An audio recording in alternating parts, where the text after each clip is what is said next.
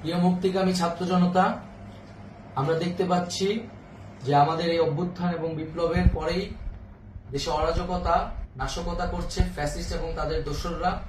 আমরা দেখতে পাচ্ছি যে বিভিন্ন জায়গায় এখন গোলাগুলি চলছে, মন্দিরে হামলা হচ্ছে এবং নাশকতা ও লুটপাট করছে। আমরা মনে করি আমাদের যে ছাত্র নাগরিকদের অভ্যুত্থান তাকে নস্যাৎ করার জন্যই পরিকল্পিতভাবে এই ধরনের ঘটনা হচ্ছে।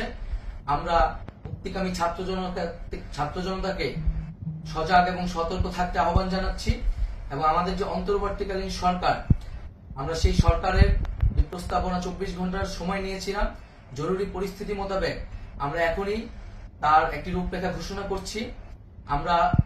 আমরা সিদ্ধান্ত নিয়েছি যে সর্বজন গ্রহণযোগ্য আন্তর্জাতিক খ্যাতিসম্পন্ন নোবেল পুরস্কার বিজয়ী ডক্টর মোহাম্মদ ইউনূসকে প্রধান উপদেষ্টা করে অন্তর্বর্তীকালীন সরকার গঠন করা হবে এবং ডক্টর মোহাম্মদ ইউনূসের সাথেও আমাদের কথা হয়েছে। তিনি ছাত্র জনতার আহ্বানে বাংলাদেশকে রক্ষা করতে এই গুরু দায়িত্ব নিতে সম্মত হয়েছে। আমরা সকালের মধ্যেই আমরা এই সরকার গঠনের প্রক্রিয়া দেখতে চাই। রাষ্ট্রপতির কাছে আহ্বান থাকবে যে দ্রুত সময়ের মধ্যে ডক্টর মোহাম্মদ ইউনূসকে প্রধান উপদেষ্টা করে অন্তর্বর্তীকালীন সরকার গঠন করা হোক এবং এই অন্তর্বর্তীকালীন সরকারের বাকি সদস্যদের নামও আমরা সকালের মধ্যে ঘোষণা করব।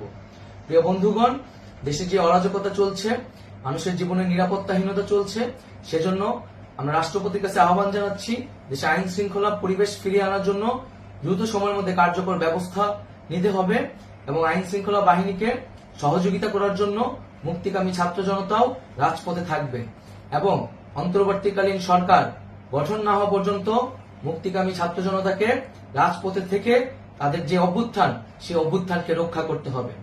প্রিয় বন্ধুগণ, আমরা রক্ত দিয়েছি, শহীদ হয়েছি। আমাদের যে প্রতিশ্রুতি একটি নতুন বাংলাদেশ গঠন করার জন্য, সেটিকে আমাদের অবশ্যই বাস্তবায়ন করতে হবে এবং অবশ্যই ছাত্র জনতার প্রস্তাবিত সরকার বাদে কোনো ধরনের সরকার কিন্তু মেনে নেওয়া হবে না। আমরা বলেছি কোনো ধরনের সেনা শাসিত সরকার অথবা সেনা সমর্থিত সরকার অথবা এই ফ্যাসিস্টদের দোসরদের কোনো বি টিম সরকার কিন্তু আমরা মেনে নেব না। কোনো গণবিরোধী সরকারকে মেনে নেওয়া হবে না।